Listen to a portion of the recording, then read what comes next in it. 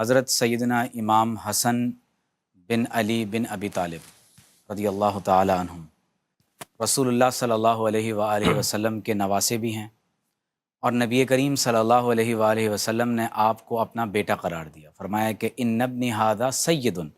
بے شک میرا یہ بیٹا سید ہے۔ اور جب آپ نے آیت مباہلہ کا حوالہ دیا تو امام حسن علیہ السلام سے کسی نے پوچھا کہ آپ خود کو ابن رسول کیوں کہتے ہیں صلی اللہ علیہ وسلم، جبکہ آپ تو ابن علی ہیں؟ تو فرمایا کہ جب آیت مباہلہ نازل ہوئی تو حضور علیہ الصلاۃ والسلام ابناءنا و ابناءکم کے ذیل میں مجھے اور حسین کو اپنے ساتھ لے گئے تھے۔ تو جب حضور علیہ الصلاۃ والسلام نے ہمیں خود ابنی کہا، ابن رسول کہا، تو تمہیں اس میں کیا مسئلہ ہو سکتا ہے؟ حضور علیہ الصلاۃ والسلام آپ کو بوسہ دیتے، آپ کو سونگھا کرتے تھے، اور جب 15 رمضان المبارک کو 3 ہجری میں آپ کی ولادت بسعادت ہوئی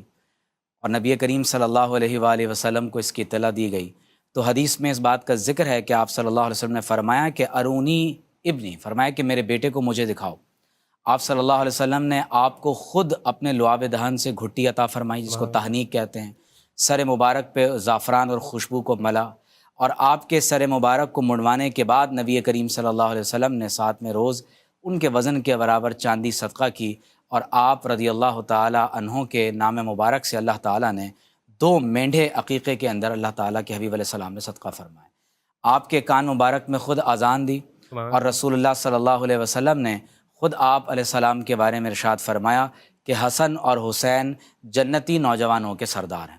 آپ کی ایک بہت خاص اور اہم بات یہ ہے کہ وہ تمام تر آیات مقدسہ جو اہل بیت علیہ السلام کے بارے میں اللہ تعالیٰ نے قرآن مجید میں نازل فرمائی ہیں، چاہے وہ آیت مودت ہو کہ قل لا اسألکم علیہ اجرا الا المودۃ فی القربہ، یا آیت مباہلہ ہو، یا آیت کسا ہو، تو آپ غور کیجئے کہ ان تمام تر آیات مقدسہ میں اللہ تبارک و تعالی نے جن مبارک ہستیوں کو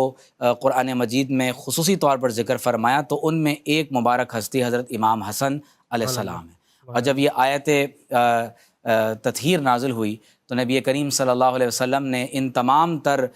5 ہستیوں کو اپنی مبارک چادر میں لیا اور فرمایا کہ اللہم ہؤلاء اہل بیتی، اے پروردگار عالم یہ میرے اہل بیت ہیں، جو ان سے محبت کرتا ہے تو بھی ان سے محبت فرما۔ حضرت حذیفہ رضی اللہ تعالیٰ عنہ فرماتے ہیں کہ ایک مرتبہ میری والدہ ماجدہ نے مجھے یہ نصیحت فرمائی کہ تم حضور علیہ الصلوۃ والسلام سے اپنی مغفرت کی دعا کرواؤ اور میری بھی مغفرت کی دعا کرواؤ۔ تو امام ترمذی فرماتے ہیں کہ حضرت حذیفہ رضی اللہ تعالیٰ عنہ نماز مغرب کے بعد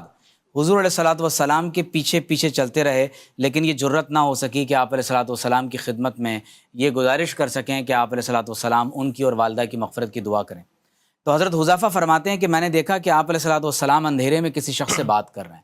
جب وہ شخص چلا گیا تو حضور علیہ الصلوۃ والسلام نے میری طرف دیکھا اور فرمایا کہ کون؟ حذیفہ، اللہ تمہاری بھی مغفرت کرے اور تمہاری والدہ کی بھی مغفرت فرمائے، اور فرمایا کہ جس شخص کو تم نے ابھی مجھ سے گفتگو کرتے ہوئے دیکھا، زمین پر اس سے پہلے یہ فرشتہ کبھی نازل نہیں ہوا، اس نے اللہ سے اذن طلب کیا کہ میری بارگاہ میں حاضر ہو کر مجھے سلام پیش کرے، اور اس نے ابھی مجھے یہ بشارت دی ہے کہ میری بیٹی فاطمۃ الزہرا رضی اللہ تعالی عنہا جنت کی تمام تر خواتین کی سردار ہیں، اور میرے بیٹے حسن اور حسین علیہ السلام کو اللہ تعالیٰ نے جنتی نوجوانوں کا سردار بنایا ہے۔ حدیث میں یہ بات ذکر ہے کہ آپ علیہ الصلوۃ والسلام کو جو شخص دیکھ لیتا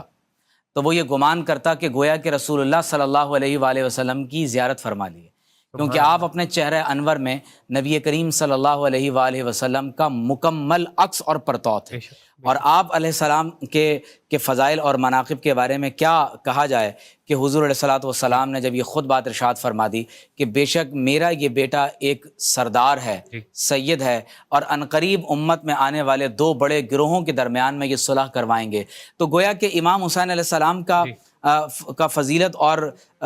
مناقب کا باب آپ اہل بیت کے عنوان سے دیکھیں، یا ان کی ذاتی شخصیت اور آپ ان کی جو ہے وہ کردار کے تناظر میں دیکھیں، ان کی سخاوت، آپ کی عبادت، تو یہ تمام تر فضائل و مناقب اس بات کی دلیل ہیں کہ آپ علیہ السلام ہی وہ ہستی ہیں کہ جنہیں آج کے نوجوانوں کا رول ماڈل ہونا چاہیے، یعنی بجائے اس کے کہ ہم ویسٹرنائزڈ ہو کر لوگوں کو اپنا رول ماڈل بنائیں، بلکہ وہ ہستی جو جنتی نوجوانوں کے سردار ہیں، تو اس نوجوان اور ہستی کو سامنے رکھ کر اپنے کردار کی آرائش کرنی چاہیے۔